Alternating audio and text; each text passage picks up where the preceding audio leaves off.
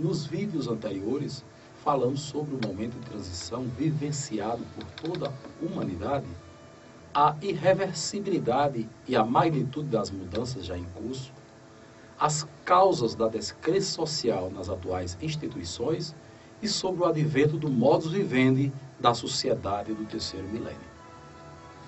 Falamos sobre a miséria e a escravidão no mundo.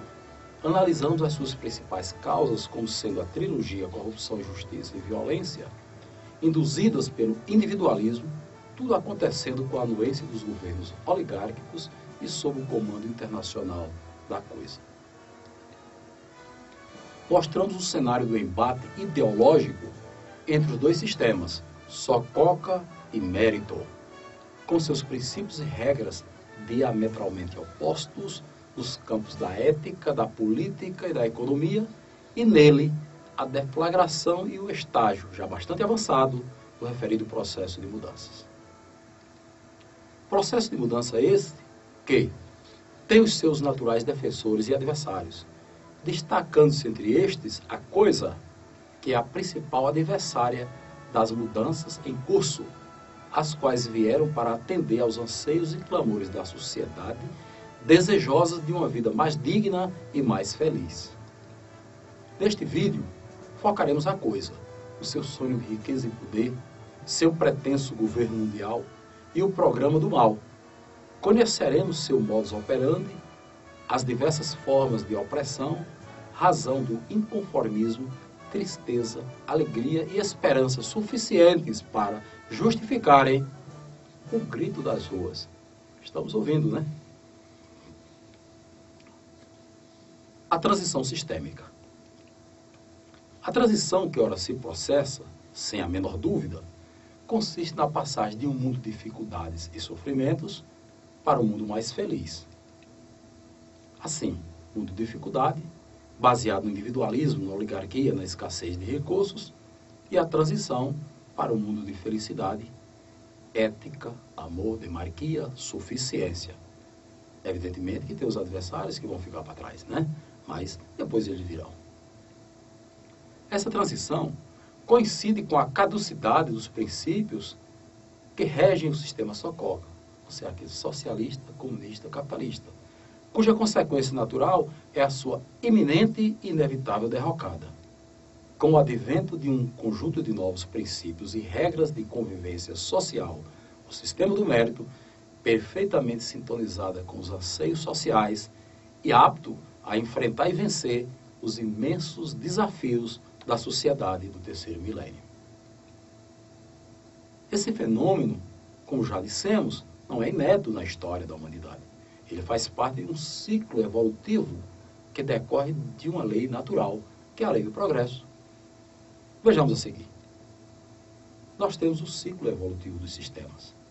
Já vimos que tínhamos um sistema primitivo, a do homem das cavernas, e esse sistema evoluiu para o sistema absolutista, né, no período dos monarcas, e o sistema absolutista evoluiu para o atual sistema, que é o individualismo, que, aliás, com base no individualismo, que é o sistema Sococa, e esse sistema Sococa, que agora está caduco, né, está obsoleto, está no processo de transição para o quarto e novo sistema, que é o sistema do mérito. Está aí, portanto, o momento da transição. Isso consiste exatamente na transição do sistema Sococa para o sistema do mérito. O sistema do mérito vem completar esse ciclo, né? E quando ele estiver totalmente consolidado e atingido o seu apogeu, evidentemente que vai começar um novo ciclo, né? Ele será, portanto, o fim de um ciclo, né? E o início de um novo ciclo evolutivo. Mas isso é a coisa para muito mais na frente. Pois bem, como já dissemos, uma mudança dessa magnitude tem os seus adversários. O principal deles é exatamente a coligação das oligarquias internacionais SA. Coisa, né? Chamamos coisa. Pela razão óbvia de que a mudança do sistema implica necessariamente na mudança do regime de governo. Vejamos como isso vai acontecer, e já está acontecendo. O ciclo evolutivo dos regimes de governo. Nós tivemos a anarquia, o sistema primitivo, tivemos a monarquia, o sistema absolutista, temos atualmente a oligarquia comandada pela coisa do sistema Sococa, e evidentemente essa oligarquia que nós estamos questionando agora não tem mais condições de sobreviver, vai ceder espaço para a demarquia, que é a verdadeira democracia do sistema do mérito. E aí se dá, portanto, a transição também de um regime de governo para outro. Evidentemente que, como dissemos, no futuro, isso mais adiante, muito tempo depois, vamos ter o fim de um ciclo e o início de um novo ciclo evolutivo na humanidade. A mudança no regime de governo é salutar pelas seguintes razões. A oligarquia é reconhecidamente por todos os estudiosos, dentre todos os regimes de governo, o mais propenso à tirania, que emerge da trilogia corrupção, injustiça, violência. A oligarquia é o único regime de governo que permite a habilosa dualidade de comando, ou seja, dois governos. Um governo de fato, que é a coisa que realmente manda em tudo, mas não aparece em nada. E outro governo de direito, que aparece em tudo, mas que não manda em nada. Os que nós conhecemos, achamos que não são nossos governos. Na verdade, estão sendo monitorados por trás pela coisa. O regime de governo oligárquico, por essa razão, e muitas outras, é o mais propenso à prática da corrupção e a criar dificuldades na apuração de responsabilidades. Todos sabemos que o regime de governo adotado pelo sistema Sococa é a oligarquia. Esta é a razão que leva todo o país a ter uma oligarquia dominante. Esta, para se fortalecer e se perpetuar no poder, se coliga com oligarquias internacionais, surgindo desse grande conchavo, a coisa. Consideramos muito importante saber separar e entender a grande diferença que existe entre uma nação e a oligarquia dominante, que se encontra no seu comando. A nação, já sabemos, é o conjunto de todos os cidadãos, enquanto a oligarquia dominante é apenas um restrito grupo de pessoas, uma panelinha, que comanda e que leva todas as vantagens.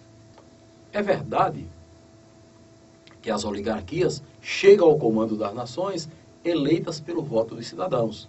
No entanto, não devemos esquecer que as regras eleitorais são feitas sob a influência das próprias oligarquias, que nelas inoculam os casuísmos e as transformam num jogo de cartas marcadas. A manipulação do processo eleitoral pelas oligarquias, esse jogo de cartas marcadas, lhes retira a necessária legitimidade para representar as nações e tornam falso o adágio popular segundo o qual cada povo tem o governo que merece. Isso não é verdade. Isso não é verdade. Em sendo assim, podemos afirmar que são completamente distintas a tirana oligarquia americana e a valorosa nação americana. São coisas distintas. A tirana oligarquia brasileira e a valorosa nação brasileira. A tirania oligarquia judia e a valorosa nação judia. A exemplo do que ocorre em todas as outras nações pelo mundo afora. Alemã, francesa, japonesa e assim por diante. Não raro, temos assistido a nação americana ser fustigada pela opinião pública injustamente, em razão dos abusos praticados em seu nome, muitas vezes, sem que ela sequer saiba, tão somente para atender aos interesses individuais exclusivos da sua tirana oligarquia. Dentre as nações do planeta vitimadas pelas consequências da insensibilidade e tirania das suas oligarquias, merece destaque a nação judia, em cuja história se resistem episódios de grande sofrimento, como no caso das diásporas e do Holocausto. Sinceramente, nunca acreditamos que tais episódios tenham ocorrido como consequência das ações, quer da nação judia, quer das outras nações agressoras ou agredidas, mas tão somente das suas respectivas oligarquias, cujas responsabilidades pelas nefastas iniciativas não nos cabe julgar. Por razões éticas, em face do que foi exposto, recomendamos: nunca julguemos as pessoas, mas apenas os seus atos. E nunca julguemos as nações, mas apenas os atos das suas oligarquias. A coisa, macrocorrupção, miséria e escravidão no mundo. A miséria renitente, causada pela macrocorrupção, pela corrupção no atacado e no varejo, é resultante de políticas de governo antiéticas que dolosamente vêm prejudicando a nação brasileira e muitas outras pelo mundo afora. Tudo em benefício da coisa e dos seus representantes. As três formas de corrupção que ensejam a má distribuição das riquezas e a miséria no Brasil, por exemplo, é um crime escandaloso, provado e escancarado no orçamento da União e na dívida pública, que tem autores intelectuais, autores materiais e muitos cúmplices, todos acobertados pelo manto sujo dos casuísmos inoculados na legislação. Para que tenhamos uma ideia da dimensão e da influência da corrupção e dos corruptos que campeiam e que ocupam os governos e operam nos bastidores do Estado, no caso do Brasil, executivo e legislativo principalmente, lembramos o seguinte episódio. A Auditoria Cidadã, assessorando a CPI da dívida pública, solicitou formalmente ao Banco Central, através do Congresso Nacional, a relação nominal dos credores da nossa dívida pública. A resposta? Silêncio absoluto. A justificativa? Sigilo bancário. O valor da dívida, hoje, pasmem, mais de 2 trilhões de reais. Como conseguiram tão vultosa quantia? Corrupção acobertada pelos artigos 164 e 166 da Constituição Federal. Quem são os principais credores? Óbvio, a Coisa, entre outros, né? A Coisa e seu sonho de riqueza e poder. Denominamos Coisa a coligação das oligarquias internacionais Sociedade do Mundo, que hoje monopoliza o sistema financeiro mundial e que já estende os seus tentáculos na direção do monopólio de todas as riquezas do planeta. O seu sonho é ambicioso e tentador. Se não, vejamos. Através do monopólio do sistema financeiro mundial, que implica no monopólio da emissão e no controle de todo o dinheiro, capital mundial, símbolo de toda a riqueza humana que é o trabalho, a Coisa pretende aplicar, entre outros, o seguinte golpe. Primeiro, promover a escassez artificial de capital no mundo, mediante a contenção criminosa da emissão de moeda. Isso implica em travar a distribuição das riquezas e oportunidades, a libertação dos talentos e a autorrealização das pessoas e das nações desde a origem. Segundo passo, subdimensionar os orçamentos monetários dos estados, freio nos investimentos, para garantir a manutenção da política de exclusão econômica e social do mundo, só coca em 20% de oprimidos e 80% de excluídos. Terceiro passo, restringir o crédito das pessoas físicas e jurídicas, cobrar juros extorsivos e tarifas bancárias caras. Primeiro, para encher o bolso dos banqueiros. E segundo, evitar a aquisição e o consumo das riquezas naturais pelos cidadãos, para que estas fiquem ociosas, abandonadas, e no futuro sejam por ela, a Coisa, monopolizadas. Quarto passo, rechear a matriz tributária com impostos diretos e indiretos, bitributação, para facilitar as empresas nacionais, aliás, para fragilizar as empresas nacionais ante a concorrência desleal das transnacionais e também perante os seus prepostos, os governos corruptos. Como sabemos, as empresas transnacionais gozam de isenções tributárias, né? Muitas delas, na maioria das vezes, é até de 100%, né? Muito bem. Quinto passo, estimular o neoliberalismo, para, através da completa inércia estatal e descaso governamental, ter facilitado a concorrência desleal das transnacionais, o abuso dos preços que virão no futuro e serviços, e principalmente a desnacionalização completa da economia.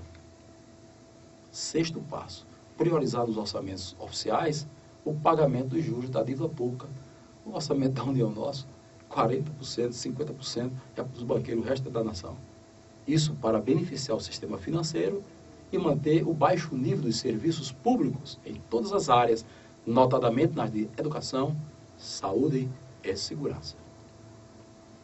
Sétimo passo, controlar os meios de comunicação e conter os investimentos em educação e pesquisa. Recentemente tivemos, inclusive, um protesto, né, contra esse monopólio das comunicações no Brasil. Está tudo na mão dos políticos. Isso para manter as nações ignorando as suas realidades e eternizar suas dependências tecnológicas. Oitavo passo, periferizar os estados, invadir os seus mercados e desnacionalizar as suas economias, para no futuro escravizar as nações e usurpar todas as suas riquezas humanas e naturais. Nono passo, monopolizar todas as riquezas humanas e naturais mundiais, para impor um governo mundial tirano e monopolista do poder político no planeta, escravizar nações e realizar os seus anseios insaciáveis de riqueza e poder. Décimo passo, elevar os banqueiros agiotas ao topo do poder mundial, para lhe extravasarem o seu individualismo, impor o seu materialismo, destronarem a Deus e assumirem em seu lugar o status de donos do mundo. Nós não encontramos outra razão que fosse capaz de explicar tanta insanidade. A coisa, seu pretenso governo mundial e o programa do mal. Quanto ao fato de que a coisa tem em mente a construção de seu pretenso governo mundial e com ele escravizar nações de todo o planeta, as suas ações mais recentes e conhecidas não deixam dúvidas. Apesar disso, importa alertar para o grande equívoco que será nós rivalizarmos com a coisa, adotar uma atitude odiosa contra os seus integrantes e principalmente com as nações por elas comandadas e certamente enganadas, pois tanto uns como os outros são seres humanos e, por conseguinte, nossos irmãos. Não estamos, assim, sendo condescendentes com a coisa. Estamos, sim, assumindo um posicionamento ético, coerente com a regra moral mais pura, recomendável nesse caso, e conclamando a todos a seguir o nosso exemplo, procedendo da seguinte maneira. Não vamos julgar e condenar seus integrantes, e principalmente as nações por ela comandadas, mas sim todos os atos morais negativos por eles praticados, retaliando-os com veemência, e com a veemência necessária, para sofrear incontinente a propagação dos males e dos seus efeitos no seio das nações. Essa retaliação a qual nos referimos consiste na adoção de medidas sábias, inspiradas na não-violência, que recomenda, em vez de priorizarmos o dispêndio de energia do combate ao mal, que priorizemos o seu emprego na difusão do bem. Assim, em vez de maldizermos a escuridão, que vem da mentira e da ignorância, bendigamos e acendamos a luz. Vamos transmitir a verdade e o conhecimento às pessoas. Em vez de priorizarmos o combate à erva daninha da corrupção, priorizemos a semeadura da ética. Vamos aprender, vamos ensinar e vamos praticar a ética. Nós teremos breve lançando os livros de ética para você saber do que é que nós estamos falando. Não é essa ética antiética que nós estamos sabendo aí no Socorro, que o Socorro está falando dela. Não é essa não. É a ética do mérito. Tá? Vem um vídeo na frente, você pode aguardar. Em vez de investirmos na destruição do programa do mal, investamos na construção do programa do bem. Nós vamos dar início já já a mostrar o programa de governo, para vocês terem uma ideia de que é um programa do bem. Não será demais lembrar que todas essas oligarquias estão bem coligadas, têm uma cúpula coordenadora personificada na coisa, sem o que ficaria acéfala, para engendrar e executar com tanta maestria o seu famigerado programa. Insistimos, portanto, para deixar bem claro que a coisa é a coligação de todas as oligarquias do planeta, entre elas a oligarquia brasileira, a americana, todas as europeias, as asiáticas, africanas, etc., e que estas oligarquias, e muito menos a coisa, quando agindo em desconformidade com os direitos e interesses legítimos das suas nações respectivas, nunca as representam. A coisa e o seu modus operandi. Hoje é difícil até imaginar um dos chefões da coisa se reúne.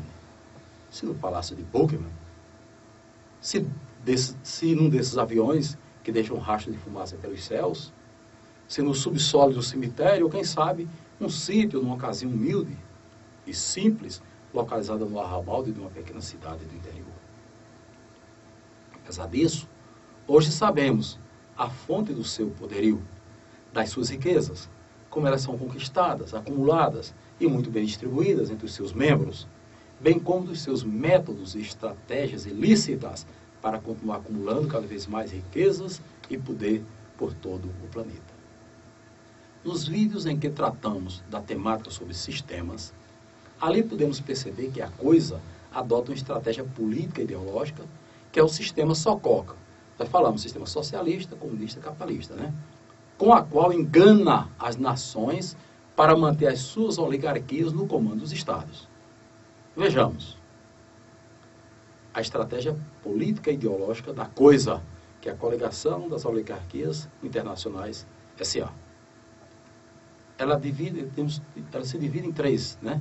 O comunismo, a esquerda, o capitalismo, à direita, e o socialismo no centro. Socialismo, gente, é um heteróclito do comunismo e do capitalismo. É a soma do pior dos dois, viu? Não tenho dúvida sobre isso. Para conciliar, para fazer o meio termo, é o morno, é o perigoso. Muito bem. Esses três ismos do SOCOCA, comunismo, socialismo e capitalismo, são comandados pela coisa. Está aí, portanto, o organograma político e ideológico do sistema SOCOCA. O professor Adriano Benayon, brilhante professor e doutor em economia, em sua obra Globalização versus Desenvolvimento, nos fala de 4 tipos de capitalismo e de 15 mecanismos dos quais se servem as empresas transnacionais para transferirem para o exterior, sem pagar impostos, os ganhos obtidos, por exemplo, do Brasil. Muito embora diretamente não se refira à coisa, o grande economista, professor doutor e escritor nos revela detalhes do modus operandi das oligarquias com suas transnacionais operando 4 tipos de capitalismos que não os imaginamos possíveis sem o apoio de uma coligação internacional constituída entre elas à semelhança de uma sociedade anônima. As 4 espécies de capitalismo explorado pelas transnacionais. Temos o capitalismo tipo 1, o tipo 2, o tipo 3 e o 4. O tipo 1 é o capitalismo tradicional.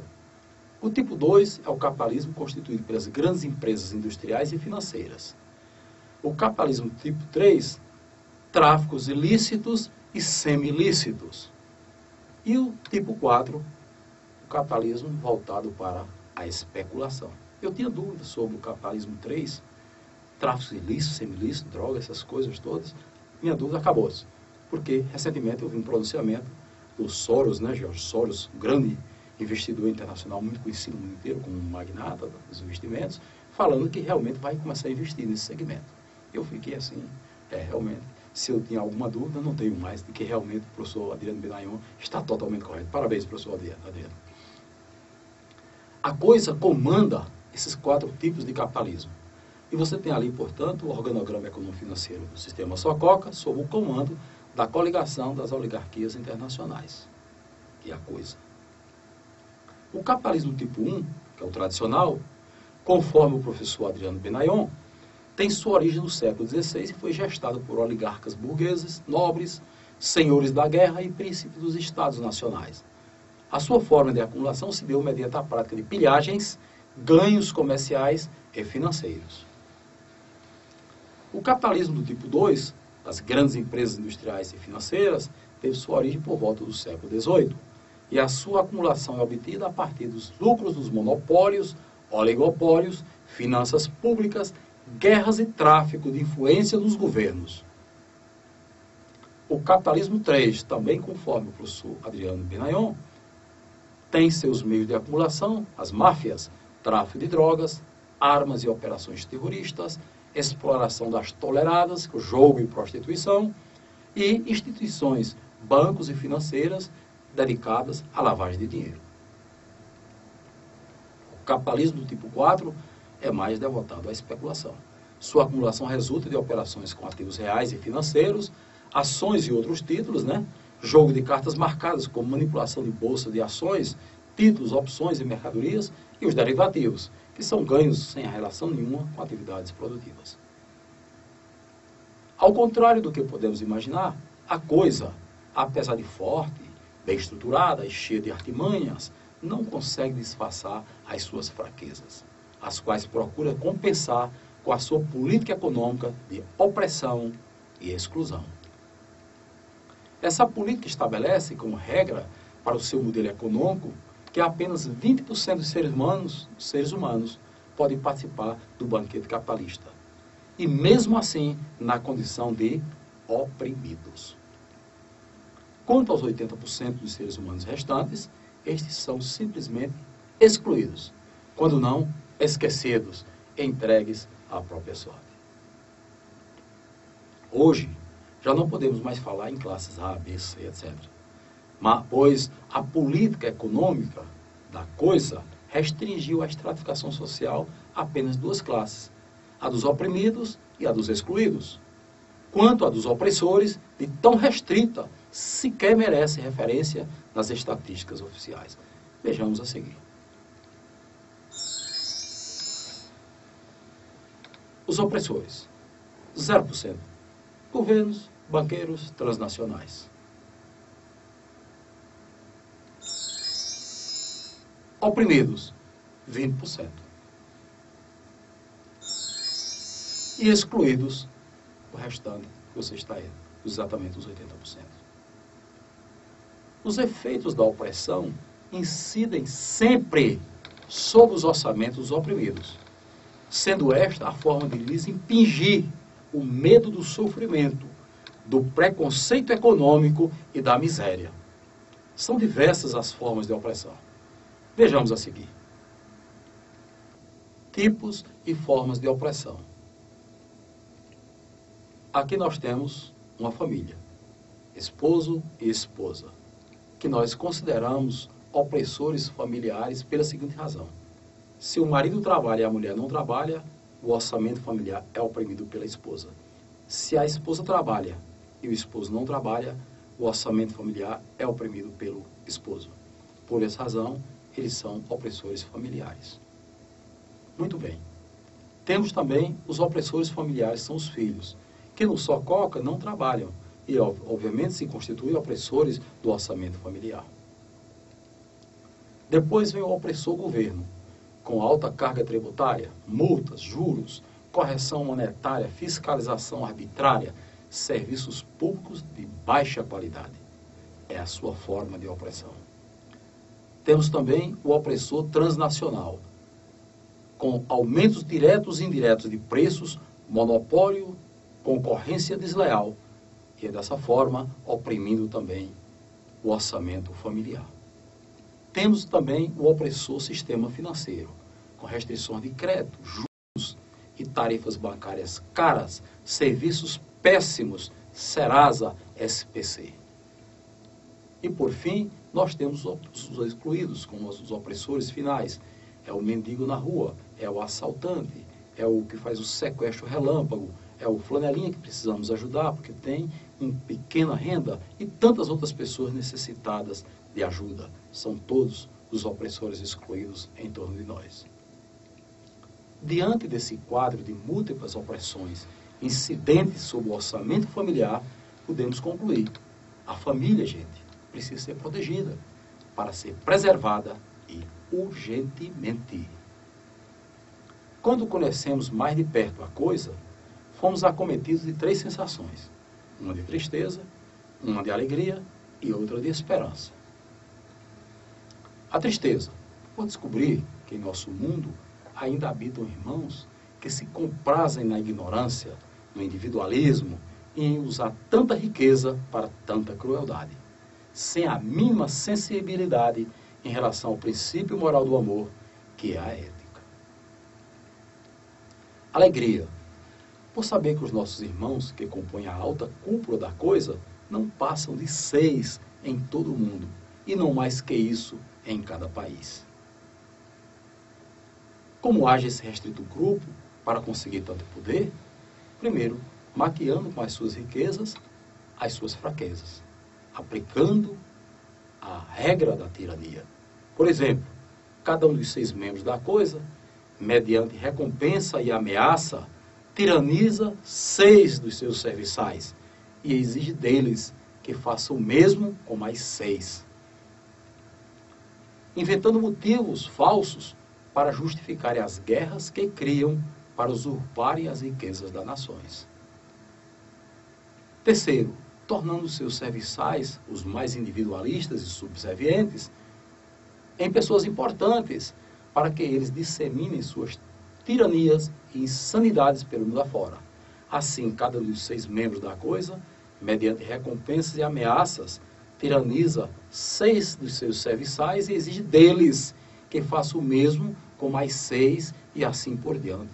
É assim que eles propagam a tirania deles pelo mundo afora.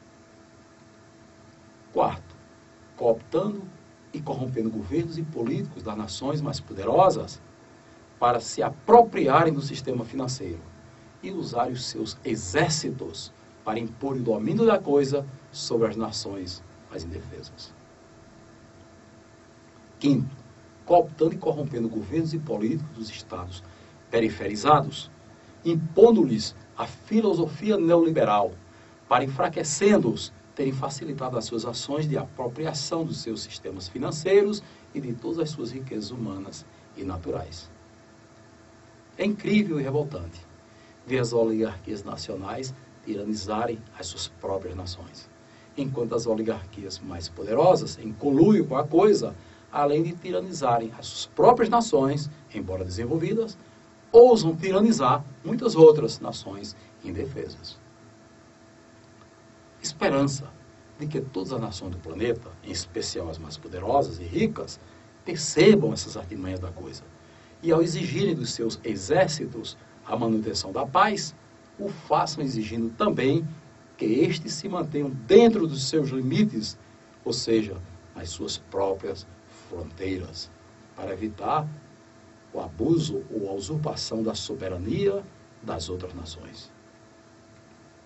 Esperança também de que todas as nações do planeta descubram que o poder da coisa é uma fantasia, um falso poder, que só subsiste enquanto continuarmos a transferir para ela o poder genuíno, que em verdade só existe dentro de cada um de nós, que é o poder constituinte individual, que somado dará o poder constituinte nacional. Precisamos organizar o poder constituinte no Brasil. Esperança, enfim, porque pressentimos que o reinado da coisa tem seus dias contados e que o planeta caminha acelerado na direção de um novo modus vivendi, de um novo sistema, cujo princípio moral será a ética, sinônimo de amor. Com as temáticas 1 sobre sistemas, 4 sobre economia e 5 sobre finanças, que concluímos com este vídeo, onde aí fechamos os vídeos contendo importantes temas selecionados e organizados dentro de uma sequência lógica e gravados em 3 DVDs, começamos a sentir a sensação prazerosa de estarmos cumprindo a nossa missão. Missão esta que consiste em repassar os conhecimentos necessários ao alcance da verdade. No entanto, concluímos que não nos basta repassarmos o conhecimento e conhecermos a verdade. Impõe-se entender que a verdade não é um fim em si mesma. Ela é um instrumento que sempre tem por propósito mostrar um caminho. Por sua vez, um caminho não é apenas para se conhecer, mas para se caminhar. E caminhar na direção de um objetivo a ser alcançado. Vamos, pois, ao alcance desse objetivo. Vamos à festa. Vamos mudar a nossa nação.